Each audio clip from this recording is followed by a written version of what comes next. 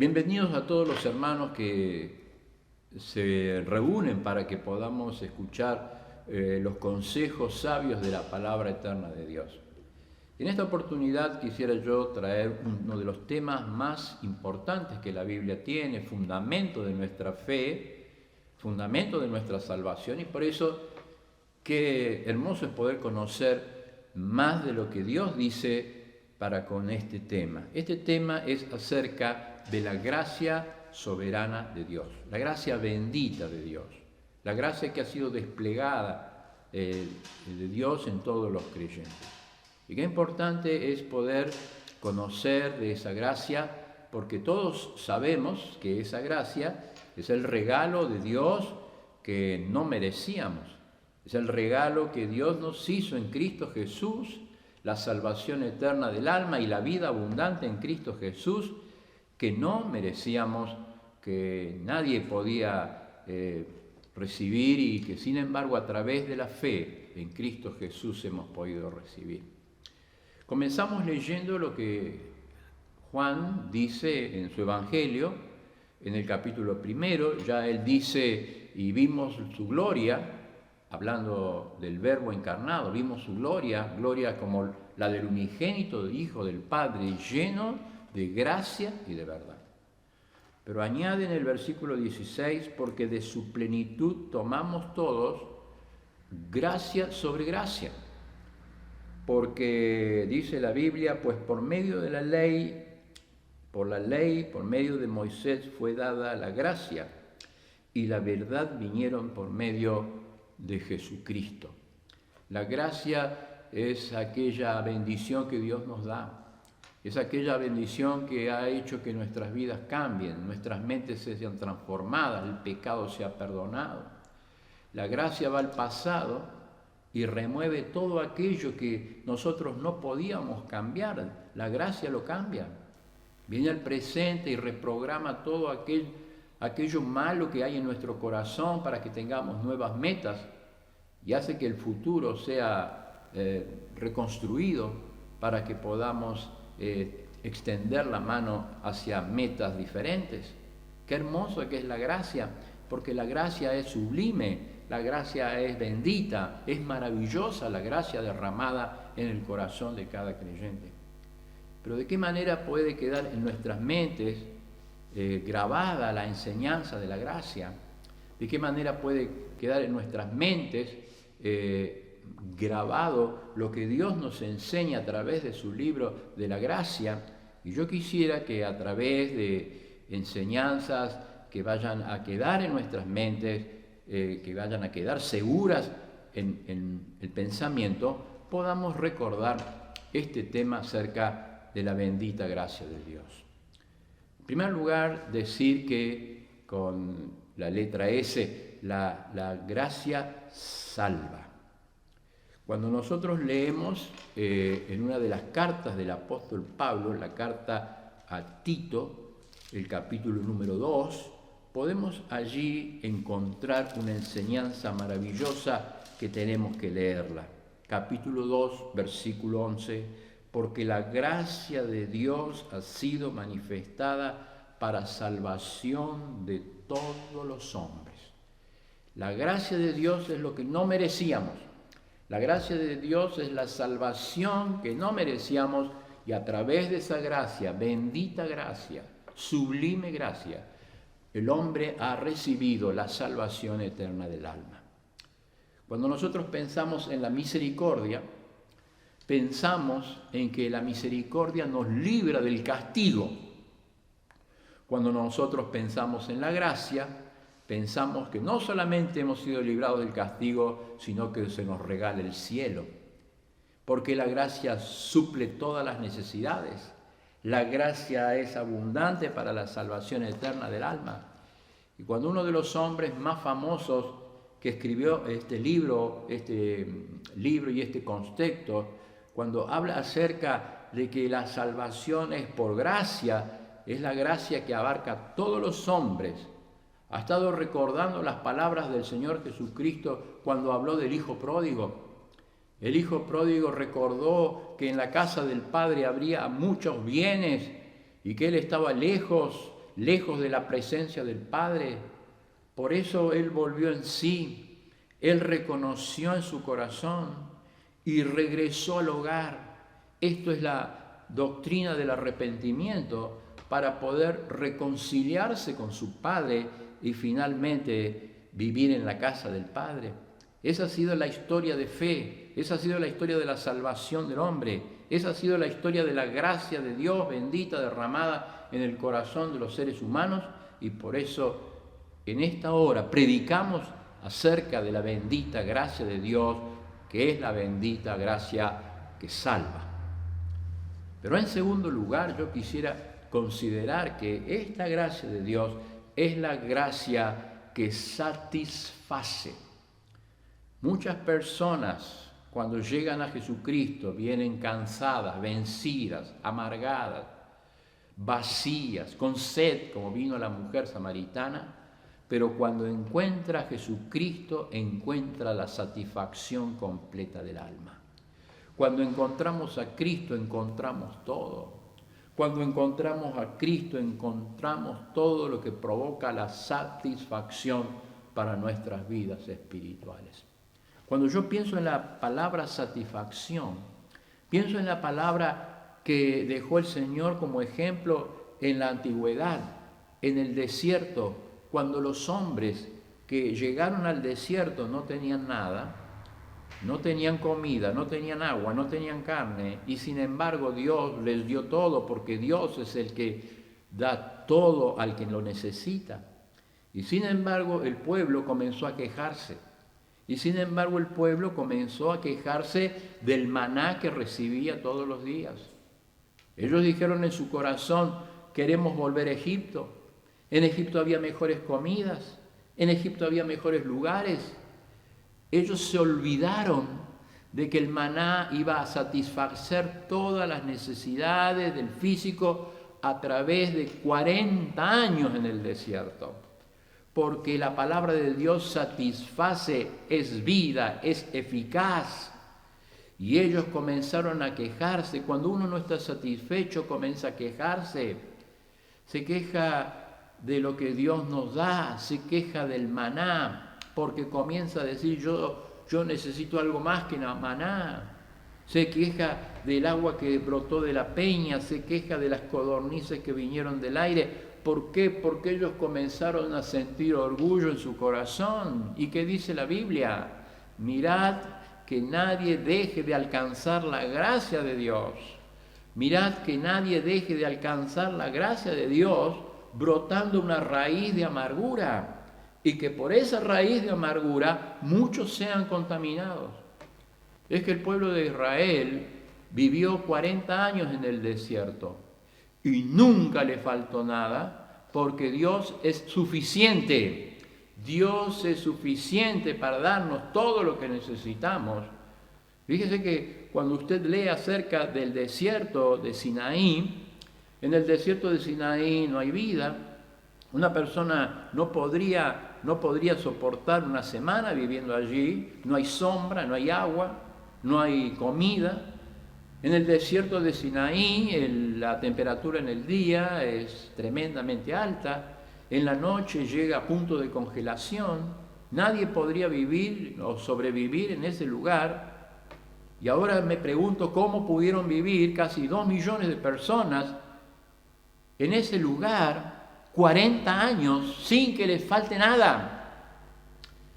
Es porque Jesucristo, que dice es suficiente para todo, Dios los guió a través del desierto, como Jesús también nos va a guiar a nosotros, porque su gracia es la que satisface. Por eso pedimos al Señor en esta hora, Señor, danos más de tu persona, más de esa gracia es suficiente. Y acá lo dice, gracia sobre gracia. Es como una fuente de agua que salta para vida eterna, que satisface el corazón, que satisface el alma y que da al creyente la palabra satisfacción. Pero en tercer lugar, no solamente que la gracia salva, que la gracia satisface, sino que en tercer lugar la gracia permite que sirvamos. Dice la Biblia, la palabra de Dios, que el Señor, hablando a los discípulos que estaban con Él: ustedes han hecho milagros, ustedes han ayudado a la gente, ustedes han servido a las personas. Por eso ha llegado la hora de decirles: de gracia recibiste, de gracia puedan dar. Y en este ejemplo de la palabra de Dios, para hablar de la gracia, viene a la mente nuestra el ejemplo de la multiplicación de los panes.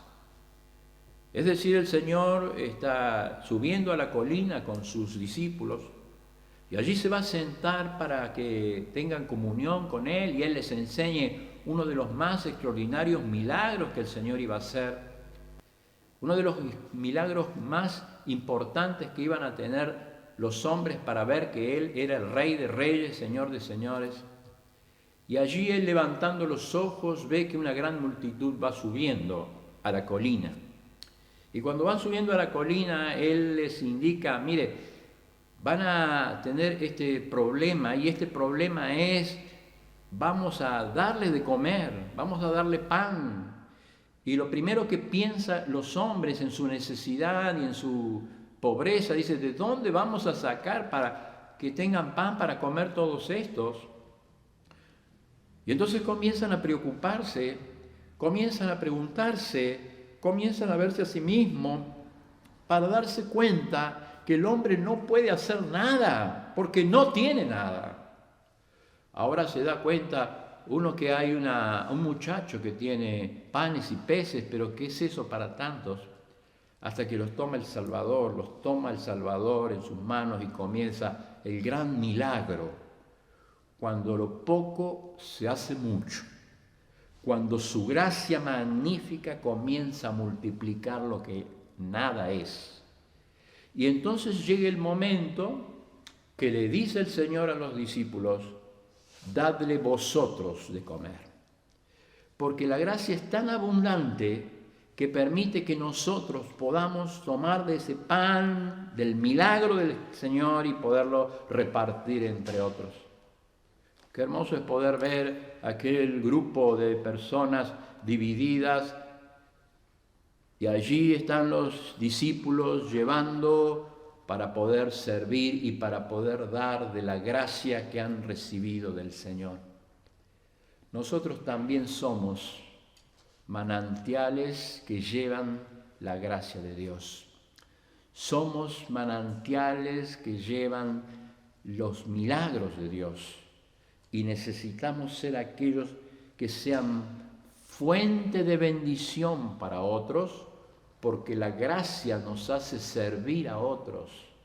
La gracia hace que nosotros tengamos el gozo de servir a otros, y por eso el Señor nos ha llamado para que en esta gloriosa gracia nosotros, cada uno, según el don que ha recibido, lo pueda administrar, pueda ser un mayordomo, pueda ser un ministro, que pueda administrar la multiforme gracia de Dios, es decir, la multicolor, es decir, las muchas formas que tiene esa gracia.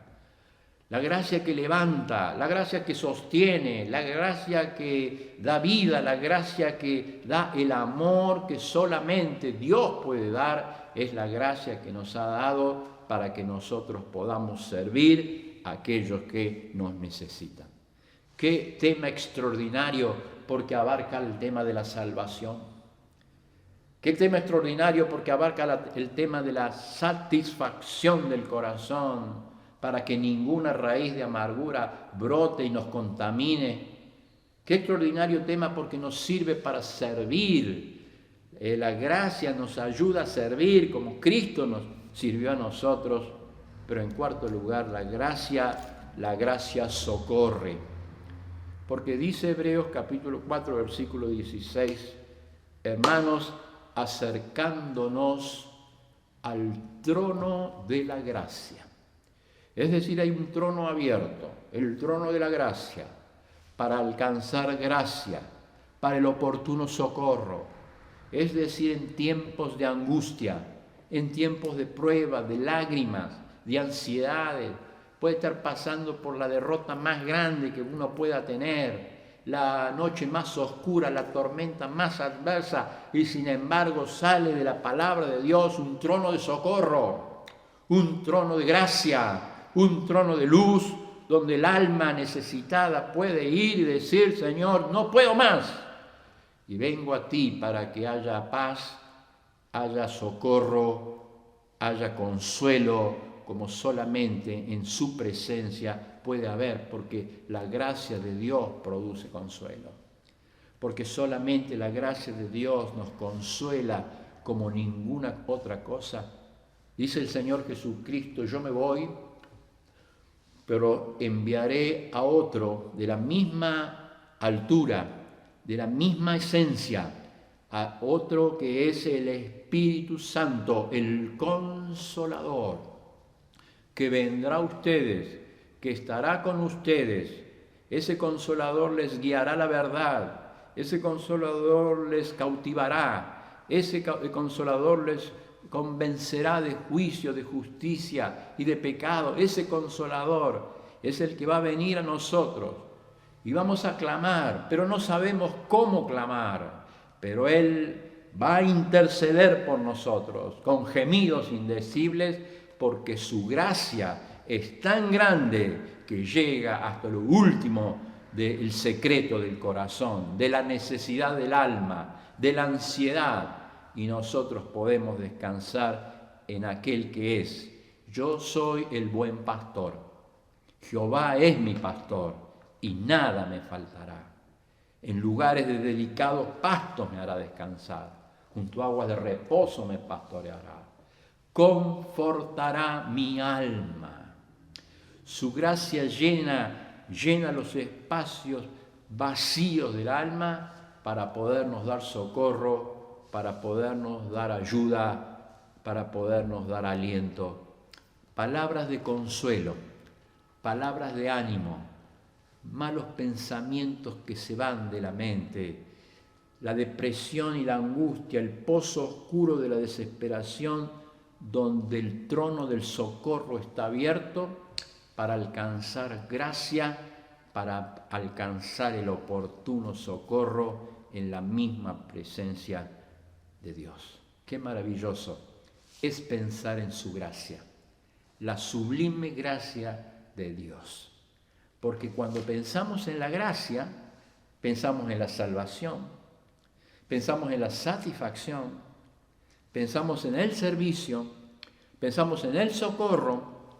Pero para terminar este pensamiento que queremos compartir y que quede en nuestras mentes el tema de la gracia nos santifica. Porque Romanos capítulo 5, versículo 20, nos recuerda a nosotros que cuando abundó el pecado, sobreabundó la gracia. Es decir, que la gracia de Dios nos limpia, nos santifica, nos purifica. Recordamos que hay una gracia propia de Dios, una gracia que es inmanente de la persona de Dios, es un atributo de Dios, la santidad. La santidad es un atributo de Dios, es propio de Dios, porque Dios es Dios santo. Por eso nos exhorta a pensar: sed santo porque yo soy santo.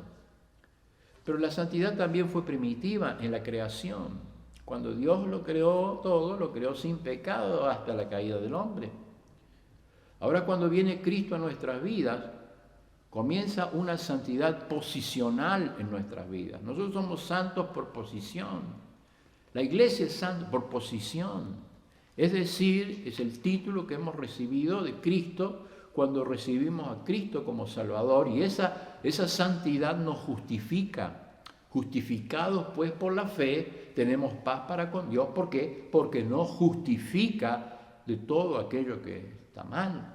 Es la gracia de Dios que nos justificó. Pero en segundo lugar, nuestra santidad es progresiva, porque cada día nosotros necesitamos estar luchando con esta vieja naturaleza. con esta vieja naturaleza que nos tira hacia abajo, para que Cristo y para que esta nueva naturaleza, para que podamos andar en el Espíritu y no podamos satisfacer los deseos de la carne. Esa santidad es una santidad que progresa día tras día. Es decir, hay una santidad que es propia de Dios, una santidad primitiva en la creación, una santidad nuestra que es posicional, una santidad nuestra que es progresiva en la actualidad. Pero qué maravilloso que la gracia de Dios nos habla de una santidad permanente. Esa santidad permanente es la que vamos a gozar para siempre en el cielo, libre del pecado. Él va a enjugar la lágrima de todos ellos. No habrá enfermedad, no habrá tristeza, no habrá muerte, no habrá separación. ¿Por qué? Porque la gracia de Dios hace que nuestra santidad sea una santidad perfecta, una santidad permanente, una santidad futura que vamos a estar gozando en la misma presencia de Dios. Qué maravilloso es poder hablar de la santidad. Qué maravilloso que la gracia de Dios nos lleva a una vida de santidad, nos santifica. Por eso ya no permanecemos en el pecado, porque hay gracia sobre gracia. Y de esa gracia tomamos todos. Hubo una ley de Moisés, y esa ley de Moisés descubría toda nuestra maldad, toda nuestra incapacidad. La ley de Moisés descubría todo lo malo que éramos nosotros. Pero un día llegó la gracia bendita del Señor Jesucristo, que nos limpió, que nos lavó y que nos presentó de una forma completamente diferente. Qué hermoso es pensar en la gracia, porque la gracia trae salvación al alma, porque la gracia trae satisfacción. La gracia nos hace que sirvamos los unos a los otros. La gracia hace que podamos tener socorro, cualquier sea nuestra necesidad, cualquier sea el momento oscuro que podamos estar pasando, cualquiera sea el momento de prueba que estemos pasando, hay consuelo, hay paz, hay socorro en la gracia abundante de Dios. Porque la gracia toma los pedazos de nuestras vidas y la reconstruye, la reprograma, hace que seamos nuevas criaturas en Cristo Jesús. La gracia hace que seamos santos. La gracia nos lleva a vivir una vida de santidad. Para terminar, quiero hablar acerca de aquella canción famosa que muchas personas han cantado y de muchas épocas, tal vez sea el himno más famoso que se ha cantado y se ha compuesto entre la música cristiana, y es el himno que habla justamente de la sublime gracia de Dios. Este himno, que es muy famoso, muy conocido por toda la humanidad, es un himno que se sabe quién fue el autor de la letra, pero la música es una música que tiene un autor desconocido. Ese hombre que escribió en los años 1700 este himno extraordinario, su nombre es John Newton. John Newton fue un hombre de una historia muy triste, que quedó huérfano, que quedó con su padre era marino, él conoció la vida del mar y la vida en contra de Dios, en contra de todo lo que era tener fe, y dentro de esa vida y dentro de esa profesión se acercó mucho a lo que eran los barcos que llevaban desde Inglaterra hasta el África a personas que iban a ser esclavos. La esclavitud fue algo tremendo. Cuando uno lee la historia, cómo trataron a los esclavos, cómo trataron a las personas, tremenda era cómo trataban a las personas, los llevaban cadenados, estaban desnudos, no podían hacer sus necesidades en cualquier lado. Ellos comían pan y agua solamente y eran llevados por barcos y los llevaban a través del continente y eran vendidos. Era una vida trágica y este hombre, John Newton, era una persona bastante agresiva con este negocio. A mucha gente llegó hasta matarlos para poder llevar este negocio adelante, el negocio de tráfico de esclavos. Ahora una noche en su barco sufrió una tormenta muy grande, parecía que se iba a partir la nave. Y cuando estaba en lo más tremendo de esa angustia y de esa tormenta y de esa prueba, John Newton reconoció a Cristo como su Salvador personal. Cuando él conoce a Cristo como Salvador personal, su vida cambia. Comienza completamente a ser diferente, comienza a predicar de la libertad, de detener el negocio de la esclavitud, comienza a predicar, y no solamente comienza a predicar, sino que se convierte él en uno de los pastores protestantes más importantes de la historia, comienza a escribir himnos, comienza a escribir sermones, pero uno de los himnos más sobresalientes de su producción es el que dice sublime gracia. Es aquel que dice sublime gracia del Señor que un pecador salvó. Él comienza a escribir un himno que habla acerca de la gracia que da libertad, la gracia que puede dar libertad de cualquier esclavitud. Y dice que él es muy probable que la música también la haya puesto, y la música ha sido escuchada en la parte más baja de los barcos donde los esclavos venían cantando. Aún así venían cantando.